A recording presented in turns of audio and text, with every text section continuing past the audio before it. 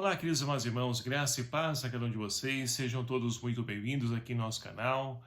E é uma alegria podermos estarmos novamente unidos para poder meditar a palavra de Deus.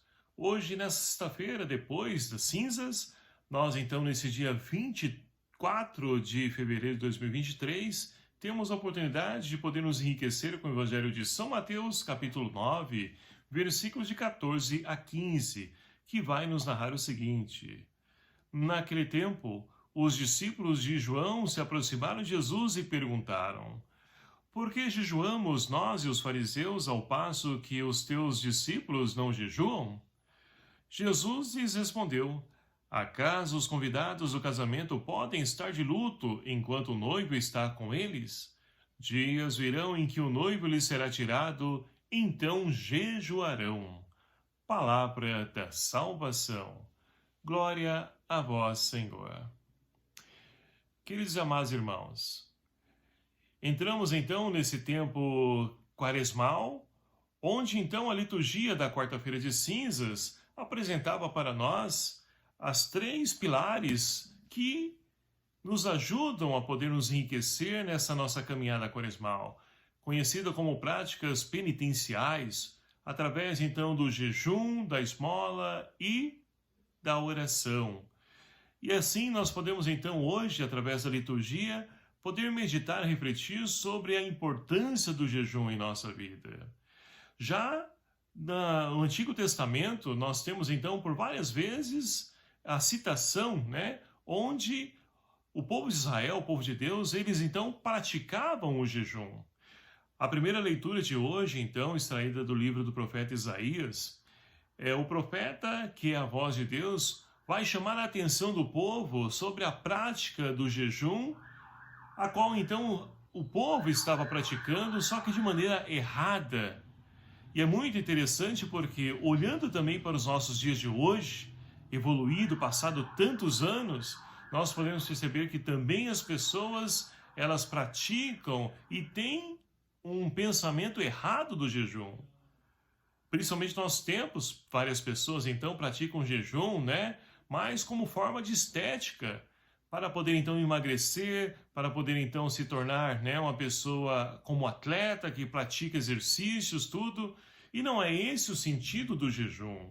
O jejum, na primeira leitura, qual então o profeta chama a atenção, que agrada a Deus, não é o jejum onde então as pessoas deixam de se alimentar, mas o jejum é aquele que busca viver, então, essa ausência de alimento, mas para poder, então, ter um domínio, controle de si mesmo, à medida em que essas pessoas possam também ali perceber que tem do autodomínio, controle do seu corpo, elas podem ajudar, então, na luta pela prática da justiça. E assim, então, as pessoas que também não têm, alimento em suas mesas, tem a oportunidade de poder enriquecer e saciar a sua fome, ou seja, praticar o jejum contrário, o jejum de poder ter um alimento na sua mesa, de poder então oferecer vida digna para as pessoas. E assim então, meus queridos amados irmãos, nós podemos compreender a temática proposta para a campanha da fraternidade desse ano.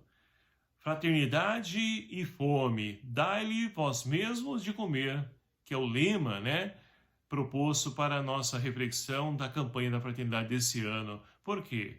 Ainda olhando esse contexto de pandemia, a qual nós ainda estamos dentro dele, muitas pessoas lá no início perderam seus empregos e com isso, então, muitos pais de família não tiveram como levar o alimento físico para a sua casa. E muitos tiveram a oportunidade de poder se alimentar através da partilha, da solidariedade com os irmãos da comunidade. Muitas paróquias triplicaram o número de pessoas assistidas, mas que puderam ajudá-las de tal forma, onde então puderam superar esse tempo de desemprego. E muitos continuam ainda buscando essa cesta porque ainda não tiveram a oportunidade de retomar o trabalho. Então, meus queridos amados irmãos, com certeza, e é isso que a primeira leitura de hoje propõe para nós, é isso que agrada a Deus, o verdadeiro jejum que agrada a Deus é esse. Nós deixamos de nos alimentar, mas esse alimento que eu deixo de alimentar não vou ali me enriquecer, ou seja, vou economizar no meu bolso, mas eu vou ajudar aquele que nada tem.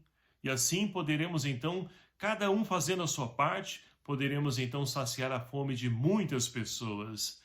E assim então, vencido essa situação de poder então ali regularizar o jejum da maneira, nos moldes de Deus, nós também somos convidados então, meus queridos amados irmãos, pelo salmista de hoje, a poder então pedir, clamar a Deus que não despreze um coração arrependido, que se coloca em ajuda para com o próximo, para com o necessitado, que não deixa de praticar a caridade, que é o fundamental na vida do cristão.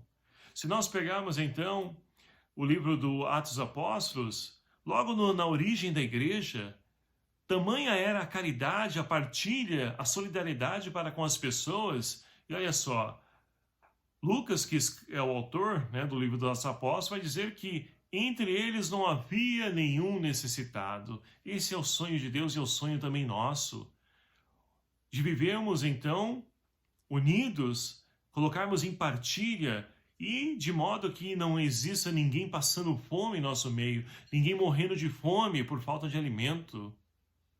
Então, meus queridos amados irmãos, mas não é somente o alimento físico. E no Evangelho, então, nós temos a oportunidade, nesses 2 versículos, a qual, então, nós tomamos para a reflexão de hoje, e que a liturgia nos coloca para podermos, então, meditarmos, nós percebemos que os discípulos de João Batista vão questionar por quê. Eles praticam o jejum, juntamente com os fariseus e os grupos religiosos da época, mas os discípulos de Jesus não praticam. E questionam Jesus acerca dessa atitude dos discípulos. E Jesus então vai dizer, olha, pode, porventura, né, os convidados do noivo deixar de se banquetear nesse banquete de festa, na festa de casamento, enquanto o noivo ainda está com eles? Dias virão que o noivo lhes será tirado e eles então vão jejuar, ou seja, Jesus é aquele que veio então selar o casamento com a humanidade. Deus com o seu povo. É ele que veio selar, essa que é a vontade, o sonho de Deus, de estar novamente unido com o seu povo, de ali estabelecer um laço, um vínculo, a comunhão com o seu povo.